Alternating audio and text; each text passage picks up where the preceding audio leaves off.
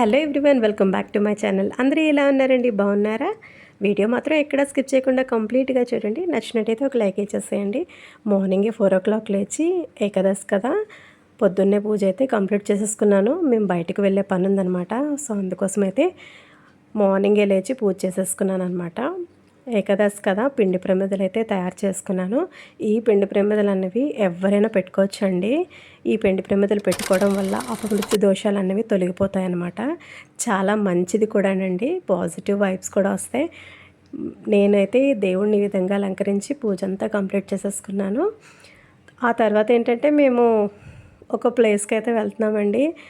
ఆ ప్లేస్కి వెళ్ళడం అయితే నిజంగా ఒక అదృష్టమే అనిపించిందండి. ఏకాదశి రోజు చక్కగా సత్యనారాయణ స్వామి తండ్రి దర్శనం అయితే అయ్యింది.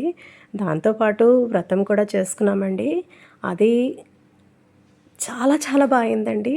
ఇన్నిసార్లు వ్రతం చేయించుకున్నాం కానీ ఎప్పుడు ఒకటే కొత్తదనం అనమాట. అంటే స్వామిని రీచ్ అయ్యే విధానం అనమాట. నాకు ఎంత హ్యాపీగా అనిపించింది తెలుసా అండి. ఆ రోజు పూజ విధానం కూడా నాకు చాలా ప్రశాంతంగా అనిపించింది.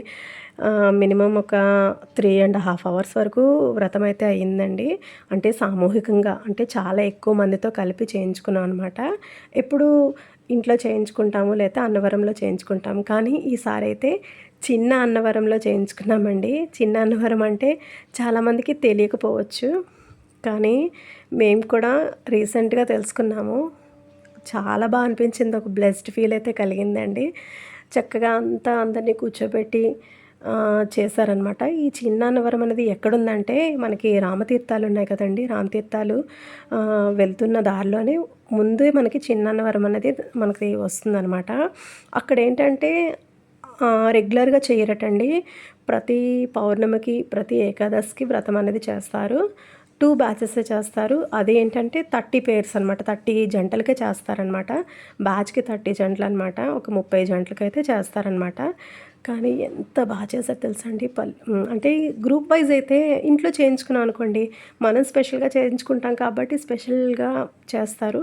కానీ ఇక్కడ అలా కాదండి. ఇంత జనాలతో చేయించినా సరే ఏమాత్రం హరిబరిగా కానీ క్లమ్జీగా కానీ అలా ఏం అనిపించలేదండి. చాలా ప్రశాంతంగా నీట్గా ఒక బ్యాచ్ అయిపోయిందనమాట. దాని తర్వాత మేము సెకండ్ బ్యాచ్లోనే చేయించుకున్నాం అనమాట. ఎంత బాగా చేశారు తెలుసండి. ప్రతి ఒక్కరికి దగ్గరికి వచ్చి అన్ని పద్ధతి ప్రకారం చాలా బాగా చేశారనమాట. ఈ గుడి అనేది ఎవరైనా దగ్గరలో ఉన్నవాళ్ళు అయితే తప్పకుండా వెళ్ళి దర్శించుకోండి. స్వామి దర్శనం అయితే నిజంగా అన్నవరం సత్యనారాయణ స్వామి దర్శనం కలిగినంత హ్యాపీనెస్ని ఇచ్చిందండి. అందరూ చక్కగా కూర్చున్నారు, కానీ ఓపిక ఉండాలన్నమాట. ఎందుకంటే ఫస్ట్ బ్యాచ్ అనుకోండి కొంచెం ఫాస్ట్గా అయిపోతుంది. మేము 10:30 కూర్చున్నాము, 1:30 వరకు అయితే పూజ అయిందండి. చాలా బాగా అనిపించిందండి. అంతసేపు వెయిట్ చేసిన చాలా హ్యాపీనెస్ని అయితే వచ్చిందనమాట. ముగ్గురు పంతులు గారులు అనమాట, స్వాములు.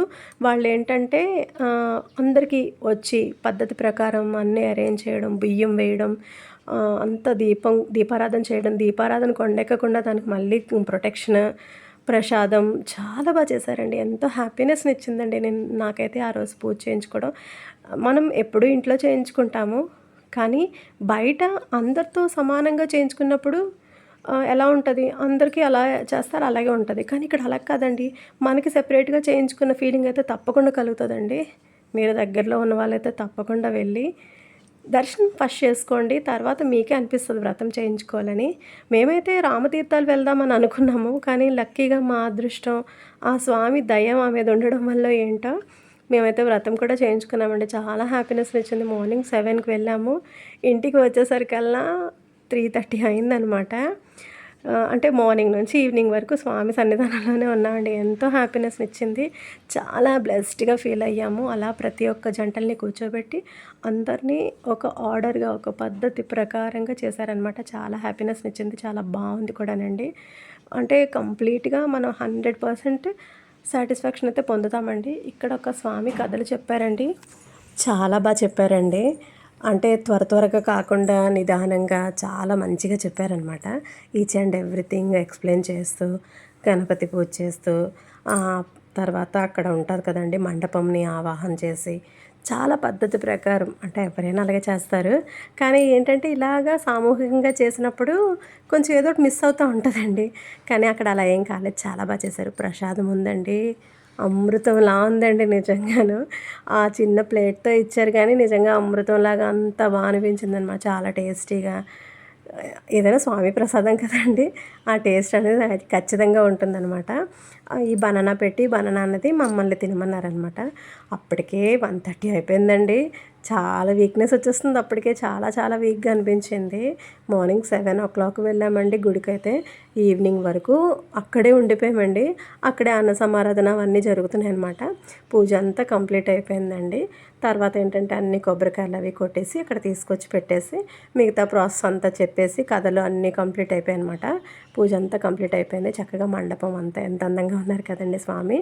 చాలా అయిందండి పూజ అయితే మాత్రం. ఇది చిన్న అన్నవరం అని అంటారటండి. ఇంకా నాకు తెలిసి ఈ గుడి అనేది చాలా ఫేమస్ అవుతుంది.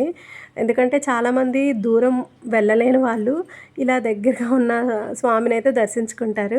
మనకు అందుబాటులో ఉంటారనమాట ఈ స్వామి. చాలా అనిపించిందండి. మధ్యాహ్నం అయితే ఇక్కడ భోజనం పెట్టారనమాట. ఎవరో స్పాన్సర్ చేశారంట. ఎప్పుడు వ్రతం అయితే మాత్రం కంపల్సరీగా వీళ్ళు భోజనం అనేది పెడతారు. సో మేము వ్రతం చేయించుకున్నాం కాబట్టి మాకు స్పెషల్గా వేరేగా పంపించేశారనమాట. అంత అయిపోయిందండి. చాలా అయింది. గుడి కూడా మంచిగా స్పేషియస్గా ఒక పీస్ఫుల్ అట్మాస్ఫియర్లో ఉన్నదండి. ఇంకా అంత మంచిగా చేస్తున్నారు. ఇంకా డెవలప్ అవుతుంది గుడి కూడాను. నాకు అంత అనిపించిందండి. చాలా ప్రశాంతంగా స్వామిని అయితే మంచిగా దర్శించుకున్నాము. తర్వాత కొంచెం స్వామిని అయితే వీడియో తీద్దామనేసి వెళ్ళానండి. మంచిగా అంతా అయిపోయింది. స్వామి సన్నిధానంలో చాలా ఎక్కువసేపు గడిపాము. చాలా హ్యాపీనెస్ని అయితే ఇచ్చిందండి. ఎంతో ఆనందం అయితే పొందామండి ఆ గుడిలో మాత్రం. ఆ గుడి ధర్మకర్త గారు కూడా చాలా మంచి అతనండి. మంచిగా రిసీవింగ్ కూడా ఎంత బాగుందో తెలుసండి. మేము వెళ్ళాం కదా, అదే అడుగుతున్నారు, ఎలా ఉన్నాయమ్మా భోజనాలు బాగున్నాయా అనేసి. భోజనాలు కూడా చాలా బాగున్నాయండి. ప్రసాదం అక్కడ ఇస్తున్నారనమాట. అంటే పూజ అంతా అయిపోయిన తర్వాత మొత్తం అంతా ఇక్కడ భజన కూడా పెట్టారండి. ఎంత బాగుందో. స్వామికి భోగం పెట్టే టైం అనమాట. సో భోగం పెట్టేసి అంతా కంప్లీట్ అయిపోయిన తర్వాత నేనైతే కొంచెం స్వామిని అలా క్యాప్చర్ చేశానండి. గుడి మాత్రం నిజంగా చాలా మంచి అట్మాస్ఫియర్లో ఉందండి. స్వామిని చూడడానికి 2 కళ్ళు అయితే సరిపోవండి. అంత అందంగా ఉన్నారు స్వామి. చక్కగా అంతా అయిపోయిందండి. ఈ సంవత్సరం అయితే స్వామి వ్రతం 2 సార్లు చేయించుకున్నాము అనుకోకుండాను. ఒకసారి మమ్మీ తీసుకొని వెళ్ళారు అన్నవరం అనమాట.